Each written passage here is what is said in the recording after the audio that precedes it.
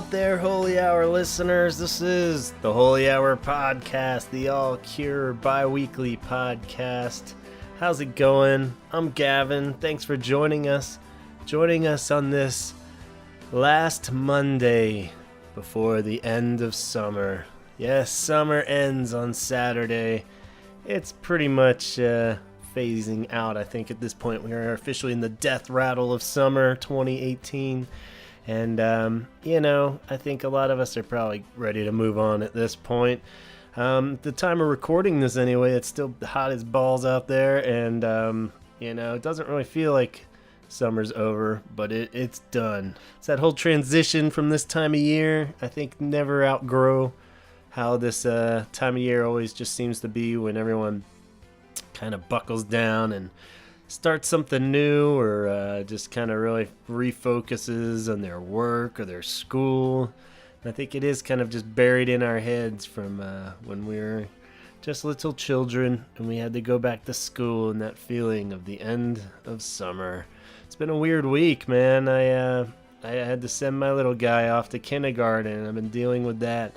And as anybody that's been in that situation, it's I don't know, it's all those cliches and stuff there, like, oh, they grow up so fast, which are definitely true, but that's not even the part that really, was hitting me. I mean, he's so young and excited about it all that he's been a pro. He's just, whatever, excited. I just want to wear my backpack and go.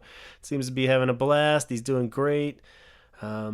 Initial fears, just putting him on a bus and waiting for him to come off of a bus. I mean, it's not the safest thing in the world, so I'm a little worried. I've been every minute of my life for the past 5 years has been to make sure this boy stays alive and does the best that he can do. And, you're sending him off.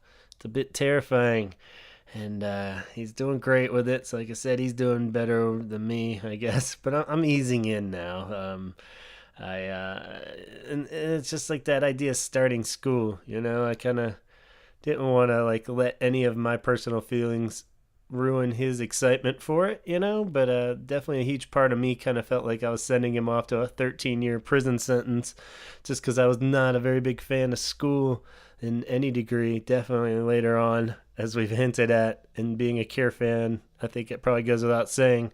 But just that, I think it was around second grade. I definitely remember the specific day. It was raining out in the morning. I was tired. I got off the bus and I was walking to my class, and I thought, wait a minute, this sucks. I don't want to be in this building. I don't want to be around these kids. I don't want to learn this stuff. I'd rather be at home playing with my brothers, doing stuff I want to do.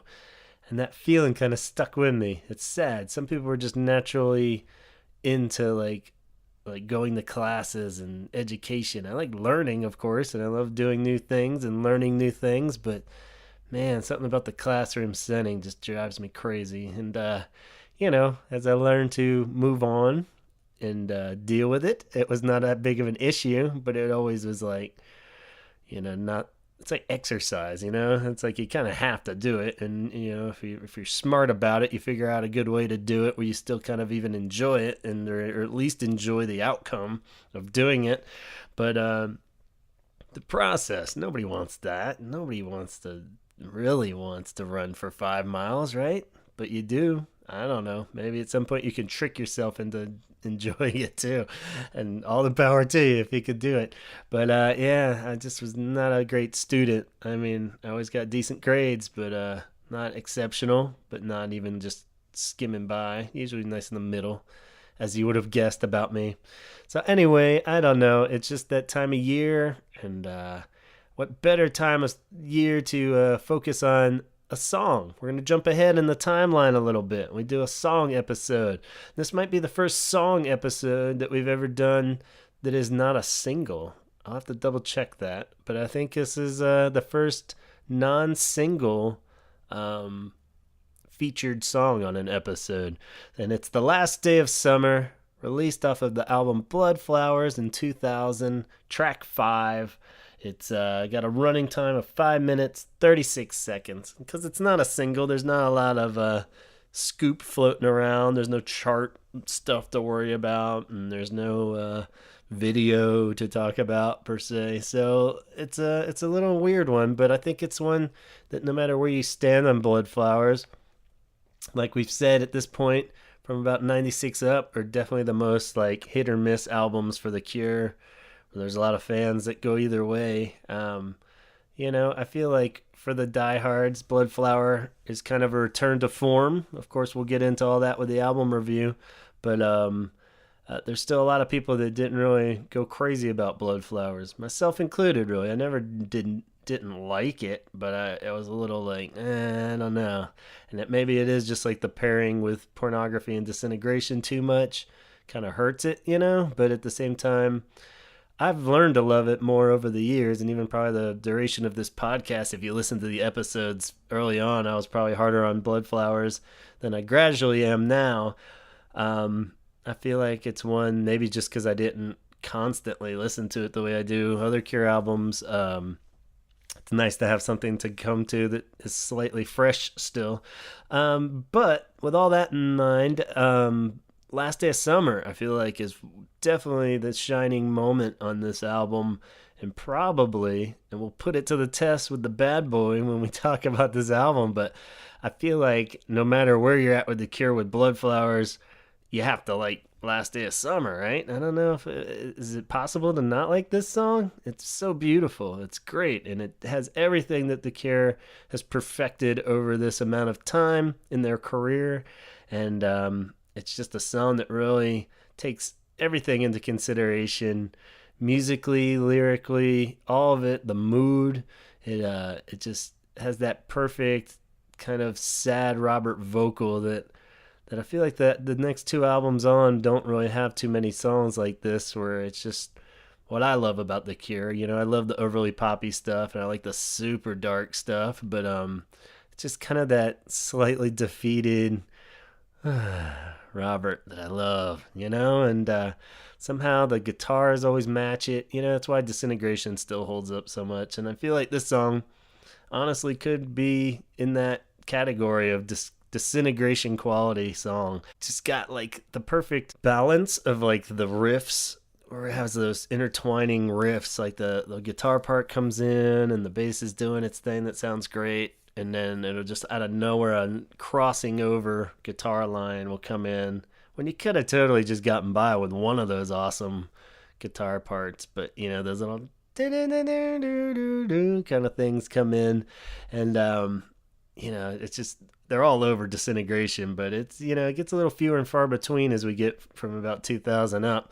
But I feel like this one's got it all. And maybe one of the technical wise discussion of Last Day of Summer, it's got more acoustic guitars going, because that kind of carries over from Wild Mood Swings within like most or anything off of Disintegration. So it kind of has that more, patterned. It's a little more obvious that it's like a Jason beat too, and it's got an acoustic guitars, so that kind of carries it out of like old school Cure feeling, but at the same time really does show everything that Robert as a songwriter has learned from the start and progressed it into like an amazingly somber and beautiful song. I don't know, I think it's one of those ones that like really captures going back to like my idea of being sad in the end of summer because you're going off to schooling, for my boy. Not so sad yet, but it's gonna come. And I remember just that feeling of like, like especially by the time you get to middle school or something in the last day of summer. Oh man, and this song captures that perfectly, and it's like most great Cure songs where you can plug so many situations into it. You can make it just literally about that like feeling of slight defeat or the end of summer, and the maybe the idea of even relationships, because the idea that it reoccurs through life. I've had a situation, short version wise, where it was an ex, and it was a nice long summer relationship, and I knew it was basically going to come to end as soon as she had to go back to school. And distinctly remember listening to the song, because I'm a melodramatic bastard. I think it was all of Bloodflowers. I wasn't just repeating the song, but after that last drive home alone, I was just like, this is over. There's no way we're going to make this last. I was able to stretch it out for a little while, but the song kind of always lingering in my head, and definitely provided the soundtrack for that, chapter of my life for sure. And, then it goes on. And now again, right before my kid was going off to school, I was listening to this song, and it just matches whatever the mood, It's like these Cure songs are so personal to your heart, and you have so many great memories tied into them, but then they go on to like still be solid enough to add some new memories, for better or worse, to these great songs. And I can't really say enough good things about this song. Never felt so old. One of the huge factors of Bloodflowers too as a whole fits along the bill of Disintegration, and with the trilogy of how it's a huge age album again, and just a timeline marker for Robert Smith turning 40.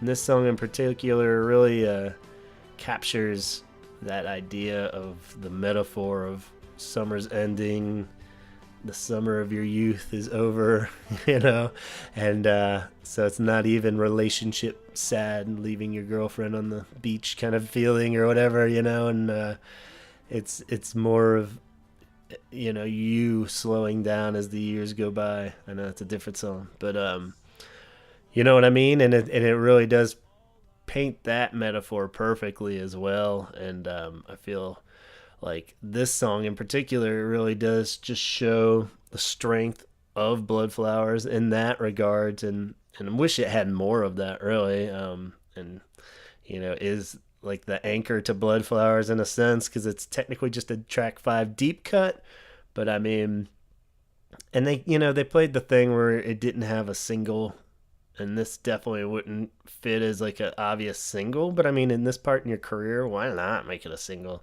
They're not gonna play any of these on the radio anyway, like maybe make like a radio edit or something to trim it down a little bit, but I mean, fuck it, why not? This technically could be a single. I think hopefully, I don't know. It's that whole idea of like, why does your single have to be the peppy, catchy song? They kind of would love song. I guess that's catchy. Am I rambling yet? A little bit, but that's okay. I think this should be a single for what it's worth. I don't know. I feel like Out of This World and maybe Someday kind of got the honorary singles for this album. Even though I don't think an official single was ever released, it was just kind of radio promotion suggestions. But this song's fucking solid. I feel like it's definitely a shining moment on the album, where there's a few not so shining moments. And luckily, we got some good contributions to share with you guys too. Since I'm kind of just rambling all over the place. Like I said, there's not like a lot of facts or anything to go along with this song, but I feel like it's just production-wise pretty solid. Could have gotten a little weirder with it, maybe. I think everything production-wise for The Cure, while Mood Swings Up, I'm not like totally in love with, but at the same time, if the song's good enough, like this is, I feel like it doesn't matter so much, and there's no real bad way to record this song.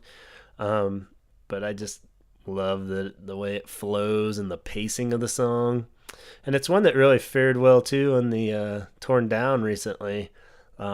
I definitely hinted at that at various times in those episodes, but I feel like even just adding like a cooler remix version to this song it really shows what a great song it is, and you can manipulate it a bit more and do different mixes.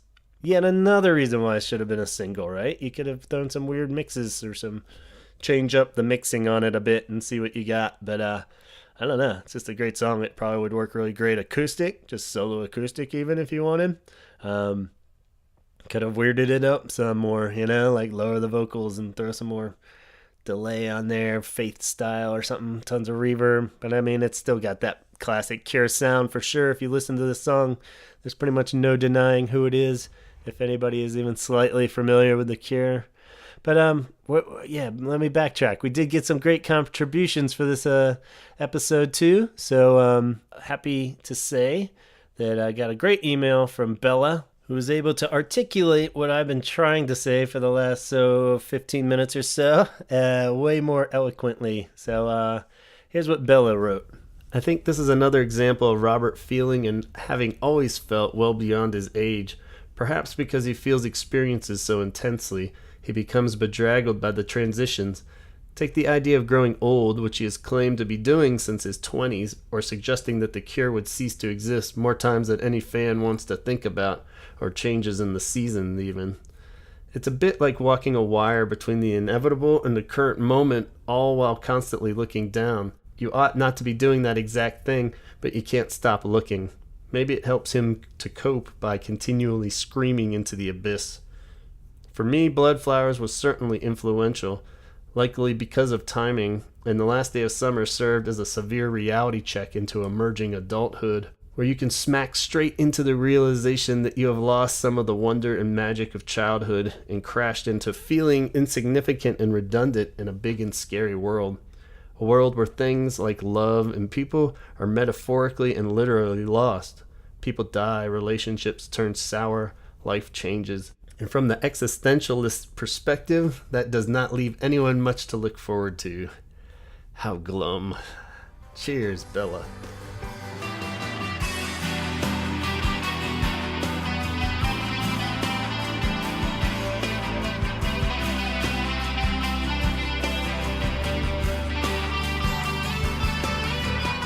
Thank you, Bella. And yes, that is pretty fucking glum, but thank you. That is exactly what I was trying to articulate when comparing it to my stories of, that idea of losing some of that childlike wonder is totally captured in this song too, and the innocence of all youthfulness in a sense. Like saying when that relationship was clearly over before it was over, and then the idea that my kid even is transitioning from The Last Day of Summer into a whole new world, and it's pretty glum, but at the same time, hopefully new things. Like I said at the start of this, just because something ends doesn't mean that the next thing around the corner isn't going to be much better. So the optimist side of me will try to cling to that. But I mean, this is a pretty fucking glum song, really. And of course, that's why we love it, I think. but yeah, there isn't much hope and such in the song,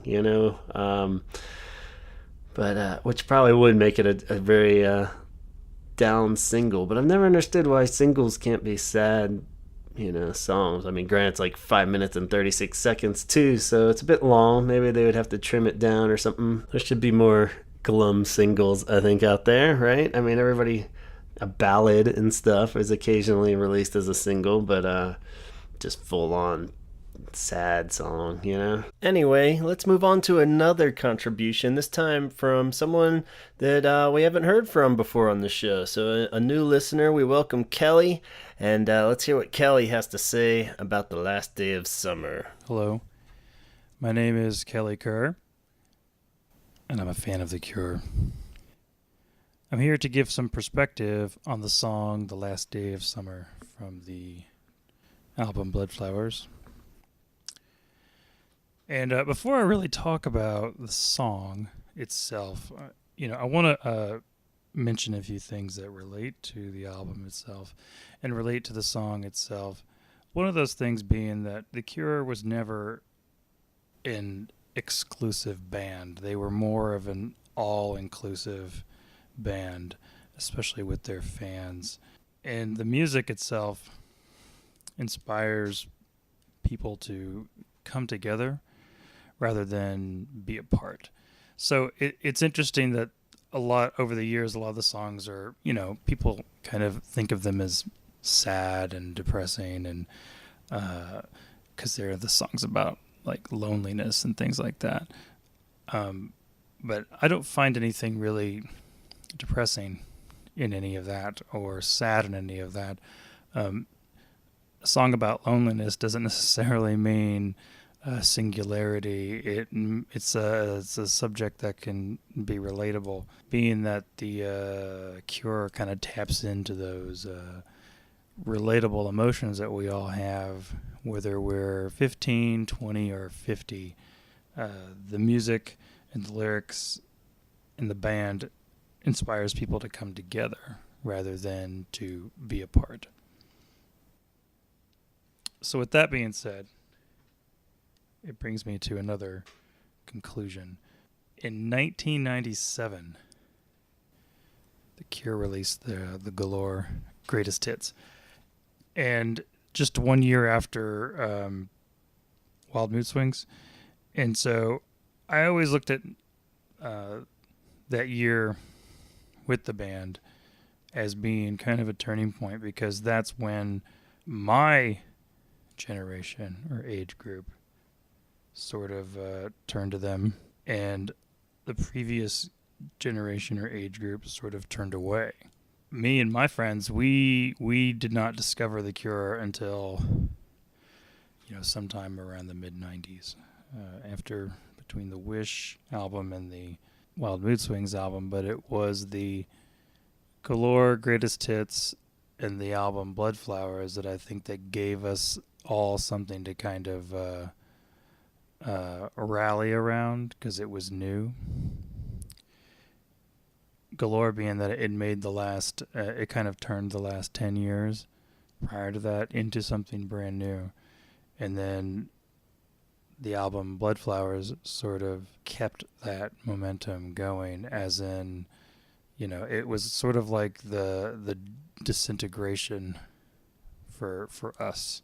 And most of us had been listening to things like, the Smashing Pumpkins or Nine Inch Nails, or the list goes on. I mean, if you can name off anything from the 90s, but Bloodflowers was kind of the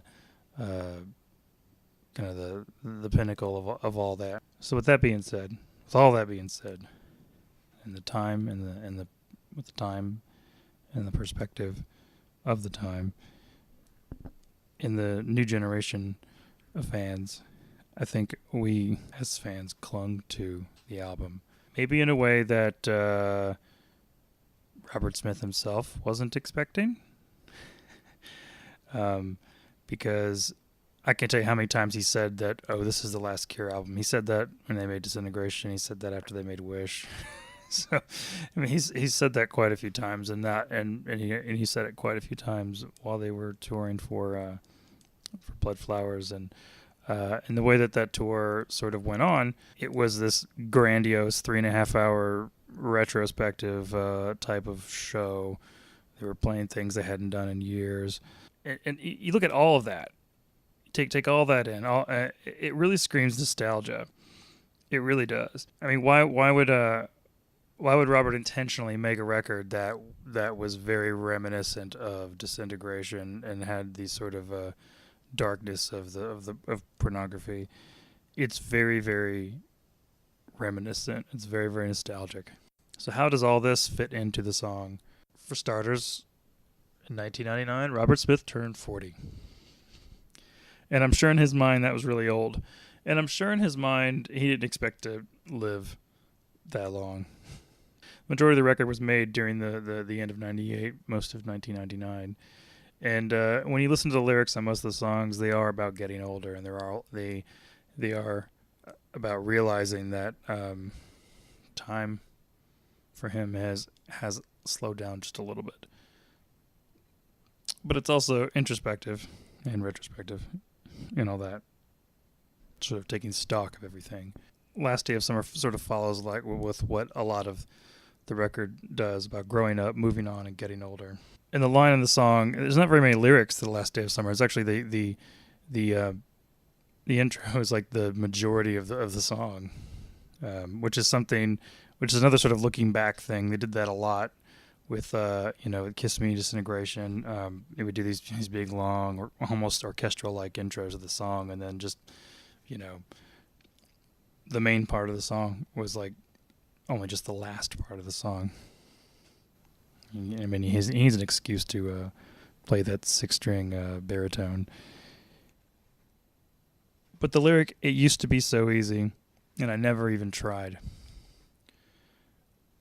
I mean, just that one line says it all. And I really think that the song, The Last Day of Summer, he's really trying to say that, you know, it really feels like now I'm older. Now I've gotten old.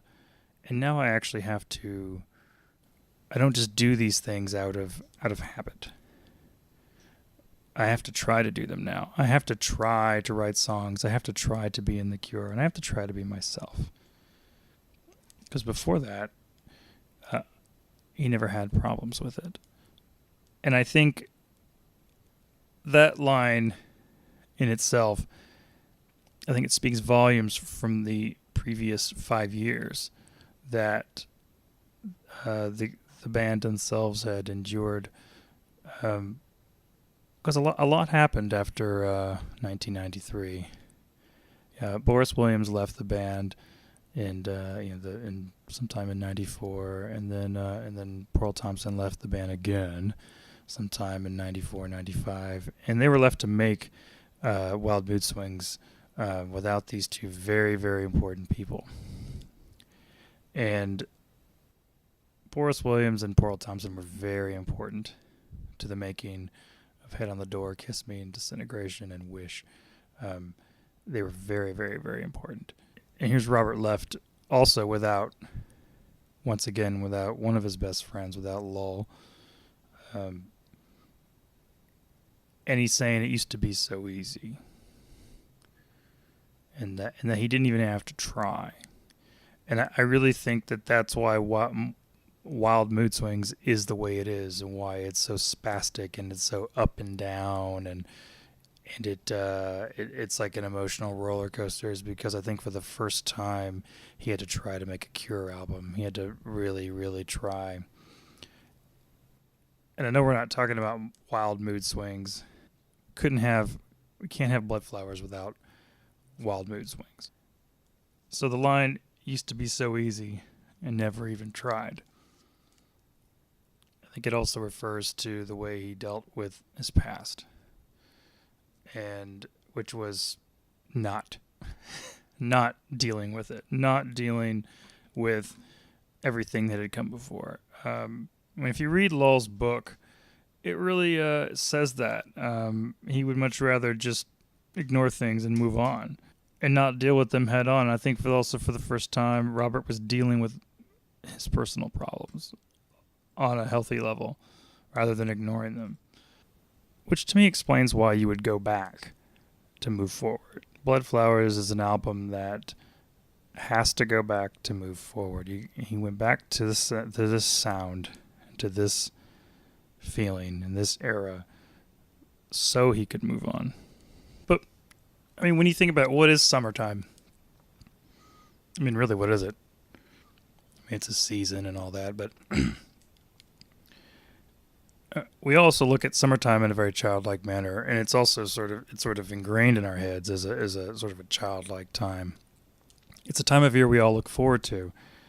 It's a time of year that brings about change. It's a time of year that brings out a lot of happiness. It's a time of year where we try new things and do new things. It's also the time of year where we also look ahead and we try to move on. There's a lot of freedom in summertime. And I think just the title alone, Last Day of Summer, but then he says the last day of summer never felt so cold and it never felt so old. I think what he's just really saying is that a lot of the freedom that he used to have is now gone. But he's not choosing to lose it. He's recognizing that it may have actually been gone a lot longer than he thought.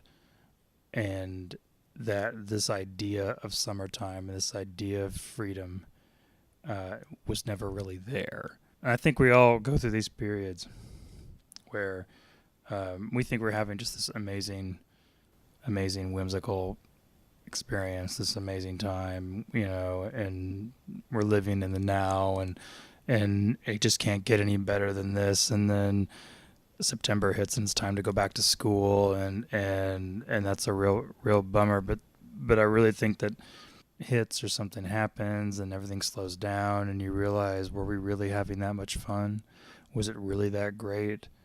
Or was I just ignoring something that was, was I just ignoring something? Was I just putting things off? It's like doing summer reading, You say you're going to do it, and you actually have to do it. Or you just don't do it like I did. So that's my idea of this song. And it's an important one. Considering it's in the middle of the record and all that, it's a very important one. But it fits the... there's a reason why there's only 9 songs on the record. Not that they're all long, but they all fit a certain theme. They all fit this idea of getting older and growing up and no longer ignoring your problems and no longer ignoring your past and actually having to move on and actually having to deal with things. Which is, I think, is a great and amazing thing. And I think that's why a lot of Cure fans in my age group really clung to this album, because we would have, we would have been 17, 18, 19 at the time when it came out. And those are very important times in your life, that age. And as somebody who is nearing the age of 40 in a few years, it made a lot of sense to me at that age, and it makes even more sense to me now. No longer young, at least I'm not young, but I'm not old. Kind of in that midway part where change is inevitable and change is going to happen whether you like it or not, and you can ignore it, and you can do things that you're not supposed to be doing to ignore it as a means of masking the inevitable. But I always kind of look at it as sort of you're still living for now. You're still, because really now is all you have. Now is all we got. And if you're not doing things for now, then what do you really have? And Robert Smith was never one to live in the past anyway. Anywho, so that is my perspective on the song The Last Day of Summer from the album Bloodflowers. So thank you for listening. All right. Thank you so much, Kelly. Definitely appreciate you sending in some thoughts. Always great to hear from new people, and just nailed so many great perspectives on the head there and points. Really appreciate it. I like that idea of maybe a slight shift from what I was saying, where it doesn't have to be so doom and gloom, right? We said many songs are relatable, and that's what makes them so great, is you can plug in your own situations to them. And relatable doesn't always have to translate into sadness, right? So have to get through that to make it to the next level. And there's a lot of truth in that for sure. So thank you so much. And definitely feel free to send in your thoughts anytime, Kelly. Really appreciate it. So we're going to shift gears on our next couple segments here to round out the show, and I'm happy to say we heard from our old friend Tyler. It's been forever since we heard from Tyler, it seems, so great to have him back on the show, and we got a cool little list here, and he wanted to send in a list of his top 5 underrated Cure songs, and initially I was like, oh, of course, because of Last Day of Summer, right? But I'm going to go ahead and spoil it. It's not on his list. So I figured we'd step aside. Cure Talk is always great. So let's listen to what Tyler has to say are the most underrated. I'm going to add on mine. I think Last Day of Summer is a great underrated Cure song. I think among Cure fans and diehards, everyone kind of knows and loves Last Day of Summer.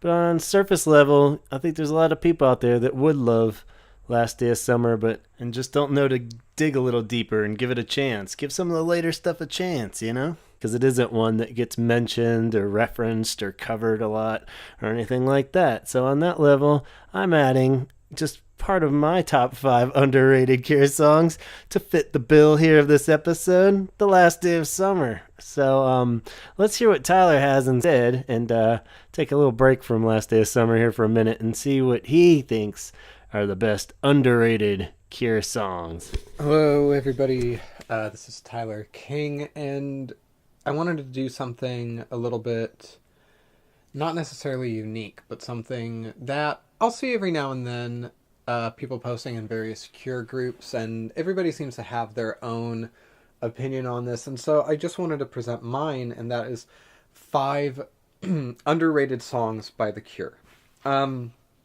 So while I was putting this list together, I was thinking that, yes, there are songs on some of their more big albums, like Disintegration, like Wish, songs like To Wish Impossible Things, songs like Last Dance, where they don't necessarily get mentioned as often as, you know, some of the bigger songs on those albums, but I wouldn't necessarily say that they're underrated. So, in compiling this list, I really wanted to focus on songs that not only the songs themselves don't get mentioned very much, but they're not appreciated, if that makes sense. So, I wanted to start it off on the title track from their 1984 album, The Top. The Top. And The Top is an album that, especially as of late, over the last 4 or 5 years, Robert Smith and company have really warmed up much more to this album, to the point where they ended up performing all 10 songs from it during their December shows at Hammersmith? I want to say it was Hammersmith. I forget. But before that, really the only song from the album that was played regularly was Shake Dog Shake. And The Top is an album that I am very opinionated on. In case you heard the episode about The Top that I contributed to, you can hear some of my thoughts on that.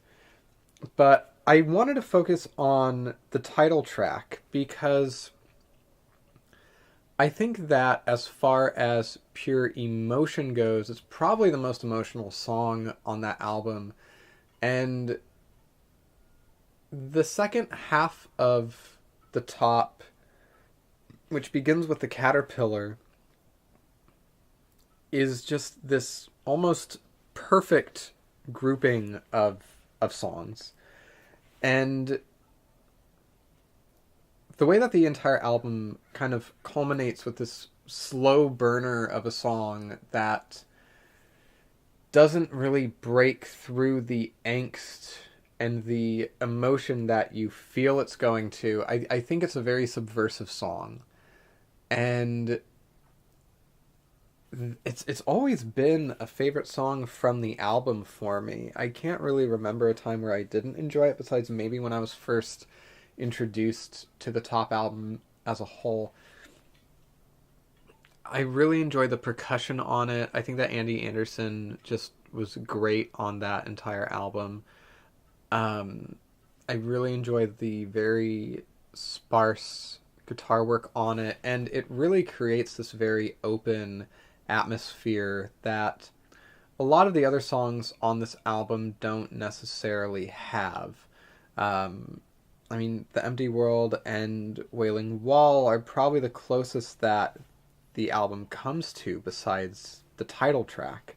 I want to say that the song is the end of an era, but honestly, the Top, that album as a whole, really is its own era. Because you have this first few albums, Three Imaginary Boys, 17 Seconds, Faith and Pornography, where you see this the evolution of the band getting darker, and then after the Top you have the Head on the Door through maybe like Wish, which would be considered quote unquote the heyday of the band. But the Top song really is the closing chapter of this part of the Cure's tenure. And while there are songs on it that I think get mentioned even less, songs like Wailing Wall or The Empty World or Banana Fishbones, I say that The Top is without a doubt my favorite song of theirs from that album. The next song that I wanted to talk about, number 2 on my list, is Watching Me Fall. And a lot of people will talk about Bloodflowers, especially because Robert Smith has linked it to the album's Disintegration and Pornography as far as this conceptual trilogy that the band did. And so people will talk about the album Bloodflowers, but I don't necessarily see a lot of people talk about the individual songs on Bloodflowers. And when they do, it's usually something like the title track or 39 or Out of This World or maybe Someday, which are all great songs. And I think that the album, I mean, and this is a common agreement, definitely the album is the band's strongest since, I would say, since Disintegration. Um, but Watching Me Fall gets very rarely mentioned. I think part of it has to do with the fact of it's so long. Next to Carnage Visors and Airlock, the two soundtracks that they've done, I want to say that Watching Me Fall is the longest song that the band's recorded. It just all works for me, and it doesn't feel like it's 11 minutes long when I listen to it.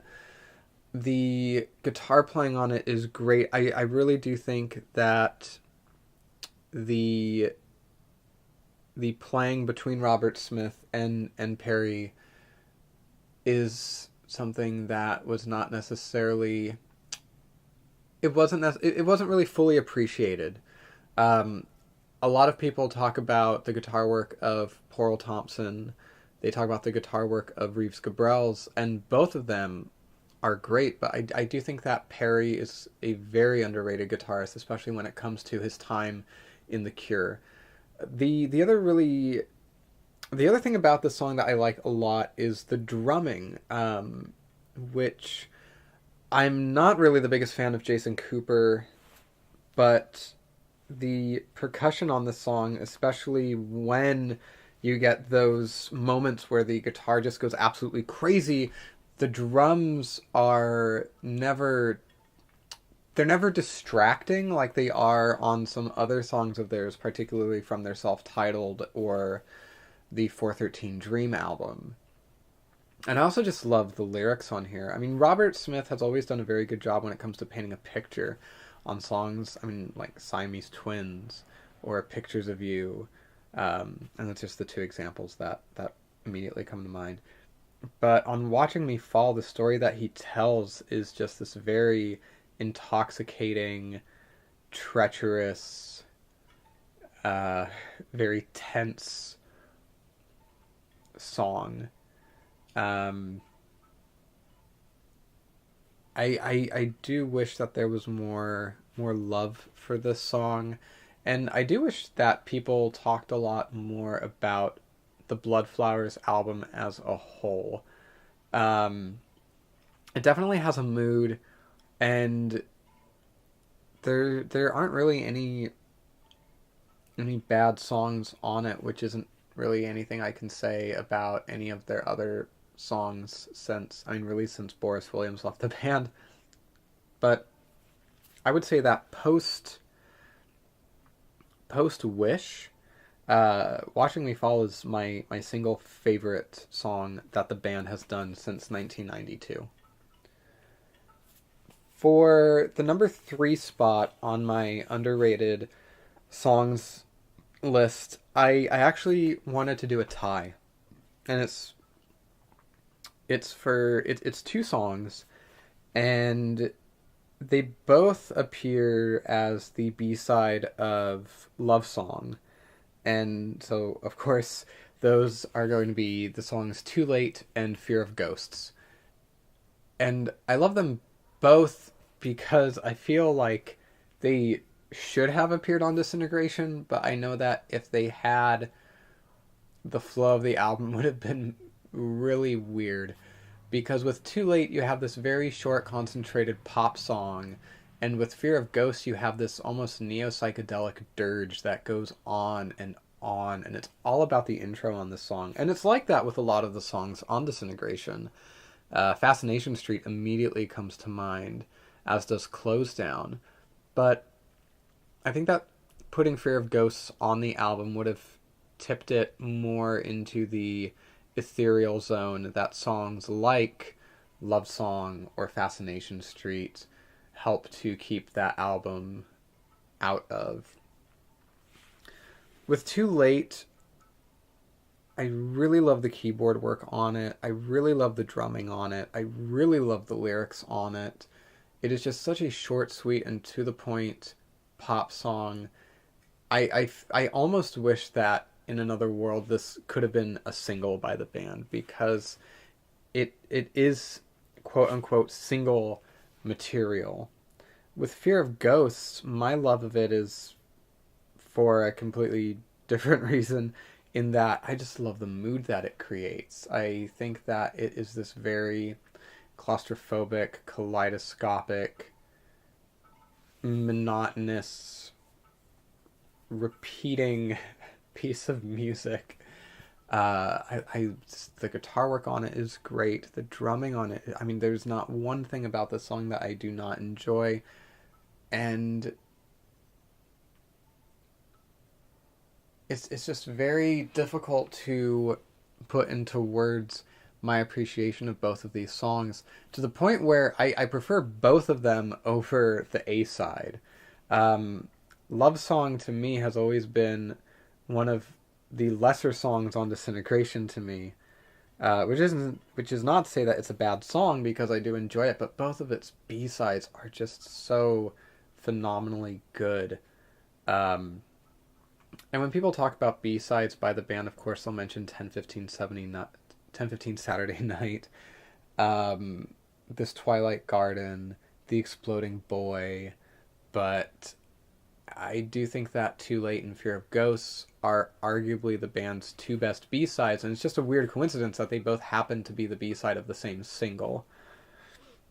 The next underrated song that I wanted to talk about is one that I can't even remember the last time that I even ever heard anybody talk about it, and that is The Scream from the band's 2008 album 413 Dream. As it stands right now, it's the band's most recent album. We'll see if that changes within the next year or so, fingers crossed. And The Scream is, for me, it's the last song on the album that I really enjoy. Underneath the Stars is great. The Hungry Ghost, Switch, The Perfect Boy, I think is very sweet. But with The Scream, especially how the song opens up, it almost lures you into this, I don't want to say false sense of security, but it lulls you into thinking that it's going to be this very subdued song that has some anxiety riddled throughout it. And then all of a sudden, right around the 3/4 mark or so, when Robert Smith just yells the word scream, and it just becomes this larger than life moment, and the squalling, wailing guitars just come in out of nowhere, and the song just erupts outward. It is one of my favorite moments on that entire album. I do admit, and I do agree, that the mixing and mastering on the album is not the best. I really do think that this song, I mean, as well as every other song on the album, it really was not given proper justice on the album. And I really do wish that more songs from this album were played live. I mean, this one particularly, because I think that it has such a... It's had such an opportunity to be a mainstay in the band's set, instead of something like Want or Wrong Number, which are, both of those are great songs, but I would just love to see the band pull this out of their hat and just go crazy with this, especially with Reeves on guitar now. And so that is my number 4 pick. And my number 5 pick is another song from the band's last few albums, and this is one that, I mean, much like The Scream, I very rarely, if ever, see it get mentioned. And that is what was the second or third single from the album, which is Taking Off. I I appreciate The End of the World and I appreciate Alt.End, but for me, Taking Off is the best single from the album. I think that it really does harken back to the band's heydays. It reminds me of songs like Just Like Heaven or In Between Days, and that is this very pure, fun pop song. The lyrics are, from what I get, they do seem very personal for Robert. I love the keyboard work on here by Roger. I think that as far as the keyboards go, this song and maybe Lost are the two best moments of keyboard playing on the entire album. Jason's drumming is good again. And just the entire band sounds very refreshed on this song. I think that another reason why the song stands out so much to me is just because of the rest of the songs on the album, for the most part, are more dour. They are more grim. Songs like Never or Us or Them or Anniversary or Labyrinth. I mean, the only other song on here that I can think of that just has this very like bubblegum sound to it is Before 3.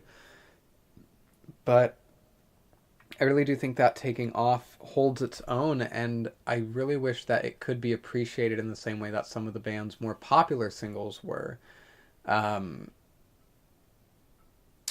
wouldn't necessarily say it's my favorite song on the album, but if I had to make a list of maybe 8 or 9 songs that have been released since the band's, I keep saying heyday, but since they were at their most popular, pretty much like Wish, like since Wish came out, this would probably be in my top 5 or 6 songs that they've released since then. The reason why I haven't mentioned some of my other favorite songs is because I do think that they get mentioned often enough for me to not warrant them as being underrated or overlooked the same way that something like Taking Off is. So, in conclusion, top 5 underrated songs. Number 1 is The Top. Number 2, Watching Me Fall. Number 3, toss up between Too Late and Fear of Ghosts. Number 4, The Scream. Number 5, Taking Off. This is Tyler King again, and thank you for having me on the program again. Thank you very much. All right. Thanks so much, Tyler. So great to hear from you again, and really appreciate you sending in your thoughts and that idea. I should have saved this for its whole episode. We could have gone on and on about this, but fun to squeeze you in here on the last day of summer. And yeah, pretty cool. What do you think, guys? What are your top 5 underrated Cure songs? You can put that in the thread for this episode too. Would love to hear what you have to say. Would Last Day of Summer be on your list? Maybe you feel like that gets enough praise as it is. Most people are always like, well, how can you hate Bloodflowers? Last Day of Summer, right? So maybe it does get enough praise. But just thinking back on Tyler's list right there, I'm pretty much in agreement with all that. Definitely the song is one of the shining moments for the Top album. I know a lot of people go back and forth on Top as a whole, but that song, I do love that song. It's so many great like one-liners that could be their own whole song. You could send around some great lyrics of that and just that feel. It's a really cool underrated song, yeah, that it surprisingly isn't in the set list more often. So even Caterpillar, like you said, and a lot of stuff from the Top doesn't really pop up much, not until fairly recent years. There was a long drought of even having Caterpillar in set lists there.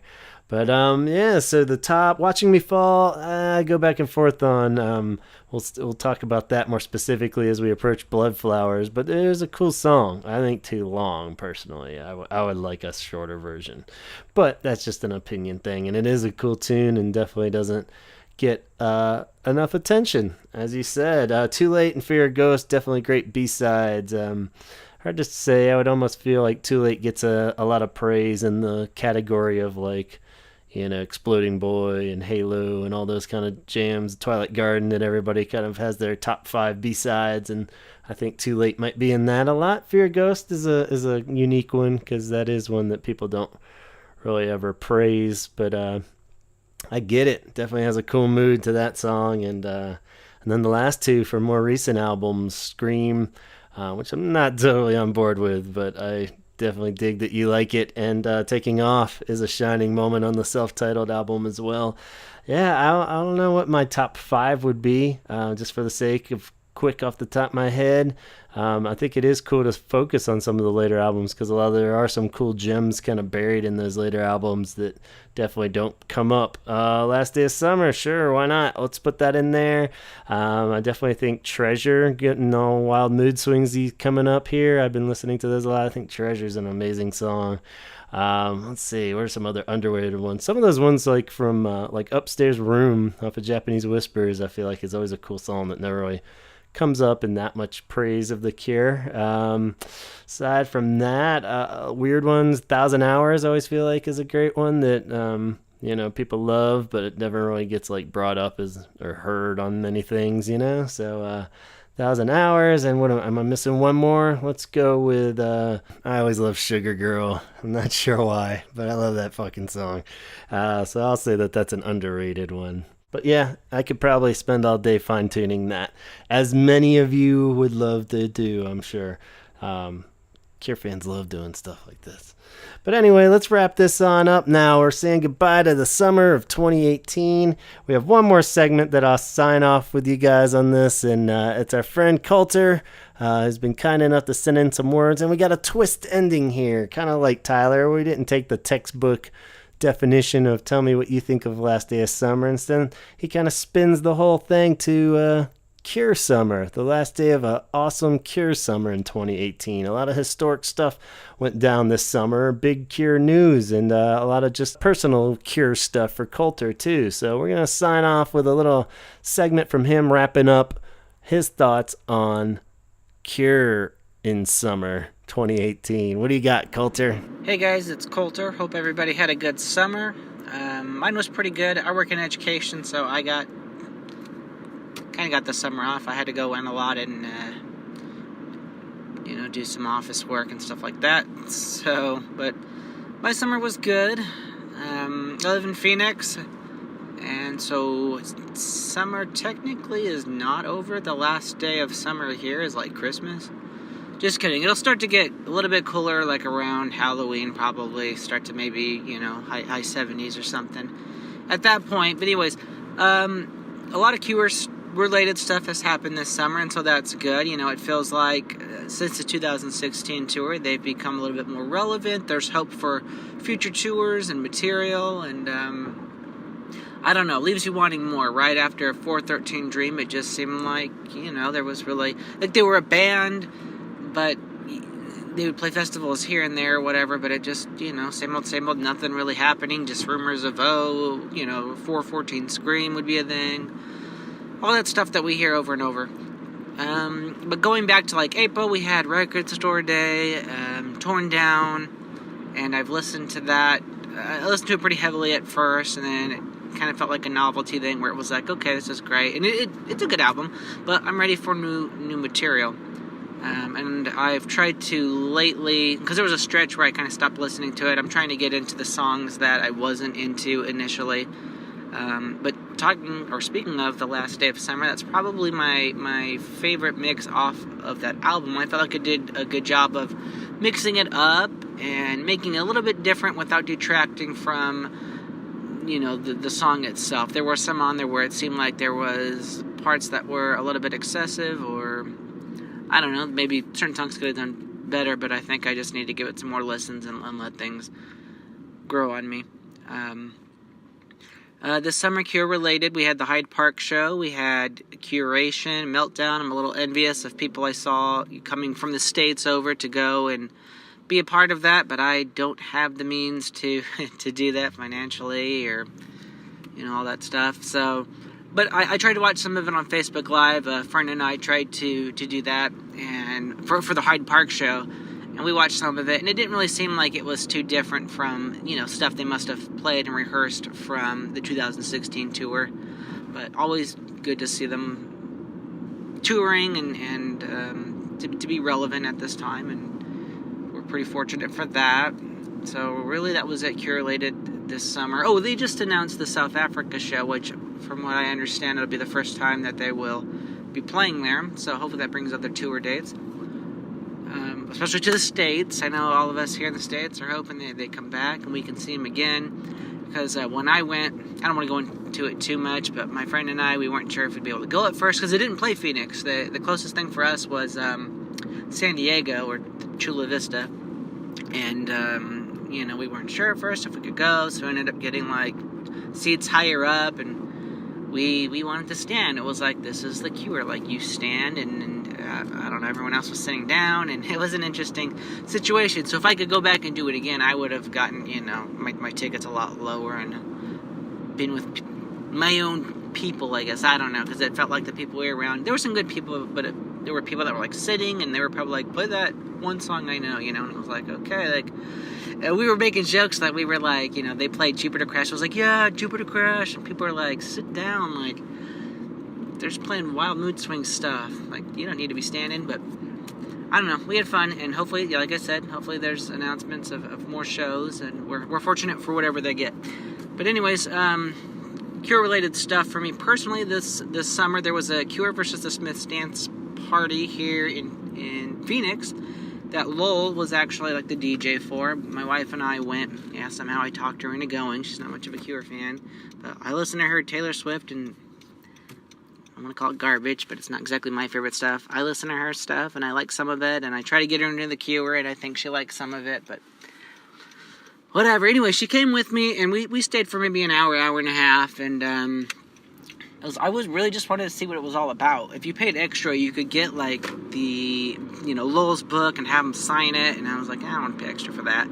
I just wanted to go and then think, hopefully, Lowell would be walking around, or there'd be a chance to meet him. And I was asking Gavin, if I do get to meet him, what would be a good thing to have signed? And I think we kind of settled on Faith, because he was pretty integral, and that's such a good album. But anyways, I felt like I didn't even see him there. There was somebody up there doing the music, but never really talked in the whole time that I was there. We'll come to find out later from the Facebook page, someone was that was there, that was Lowell the whole time, and I don't remember what else they said, but the whole time I was there, he never talked or said anything. But I guess it makes sense it was him, because the Cure material that was played was Head on the Door or earlier, and he did a good job of playing enough Smith stuff. I felt too much Smith stuff in my opinion, and then there was a lot of just random 80s stuff too. But interesting experience. I mainly went because I wanted to see what it was all about.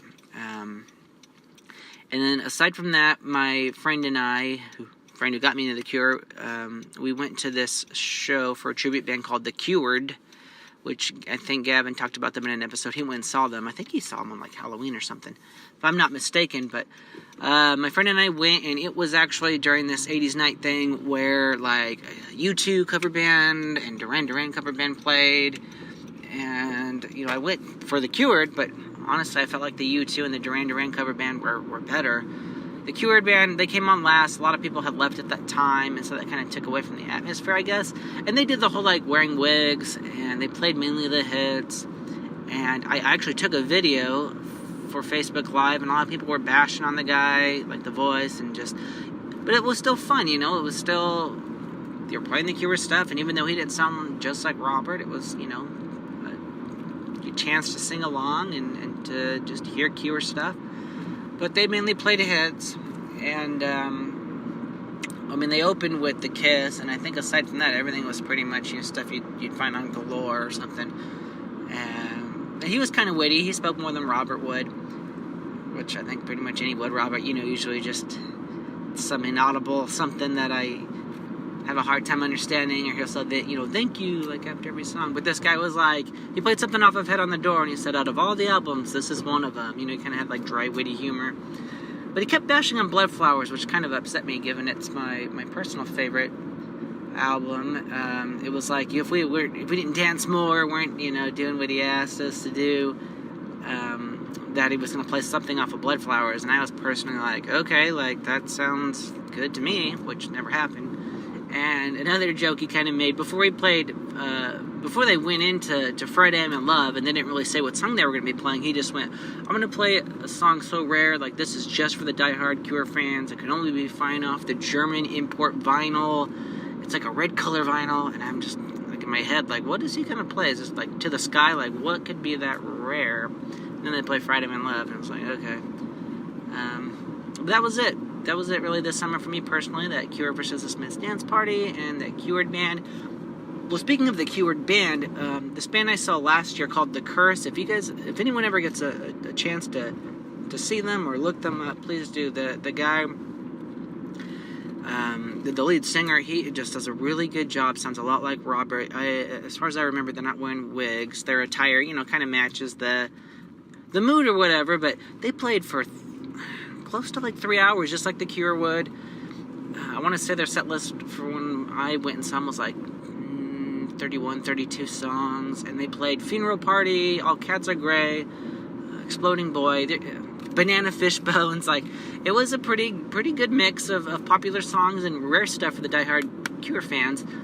And I think they mainly played the Southwest. They're from California. I've been talking to the guy and keep pestering him like when he's going to come back to Phoenix, because it was really good. But anyways, like I said, my summer was good. I hope everyone else had a good summer. I look forward to new news from The Cure and new episodes of the Holy Hour. I'm excited to hear about, to hear Wild Mood Swings and everything later and the stuff in between. And I'll talk to everybody soon. Thanks, guys. Bye. All right, thank you, Coulter, and looking forward to stuff on the horizon. This later day Cure stuff will be fun to approach as we move forward. And thanks so much for sharing. And what an epic summer it has been. We haven't really had a chance to address too much of that, just because I didn't make it to Hyde Park either, or Curation, so I didn't want to just do a whole episode of me pining for it. And just be like, oh man, wish I was there. So, congrats to everybody that made it out to those shows, and pretty historic summer indeed. And great things are on the horizon. So congratulations to all you out there that have acquired tickets for South Africa too. So that's bound to be pretty epic. And hopefully this time next summer, we'll all be sharing Cure stories from all over the globe, and listening to that new album, and just in Cure heaven. So who knows? That's what you gotta love about this band. You never know what's around the corner. And until then, we're moving onward. Wild Mood Swings, here we come, guys. Stay tuned. Thanks so much for listening. Thank you to Coulter for sending it in, and thank you to Kelly for contributing to the show.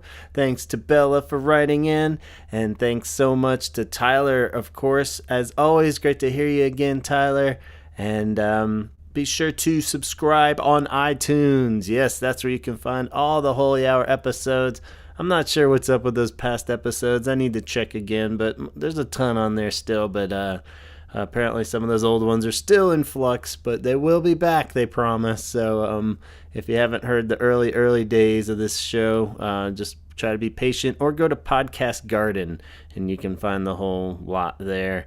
All 80, whatever we're at now, 87 episodes, 88. But more importantly, go on over to Instagram, follow the Holy Hour podcast. You'll find tidbits on upcoming episodes, as well as all the latest scoop. And we do have a Facebook page where we have little videos and stuff that accompany each episode, so you can start a specific thread going on the Facebook page there, and also catch all the latest scoop and contact me from the Facebook page, or directly at gavinconner@gmail.com. And something that I haven't made clear in a little while, but anybody out there, we always say we want contributions, or if you want to just record yourself talking any random thought, we'll fit it in, and that all still stands. But also, we haven't had just random conversations of you and your friends out there. It doesn't have to involve me or Bad Boy or Chaz or any of the usuals that you hear on this show. But if you're out there and you got a Cure buddy and you just want to, all it takes is just your little voice memo on your phone even.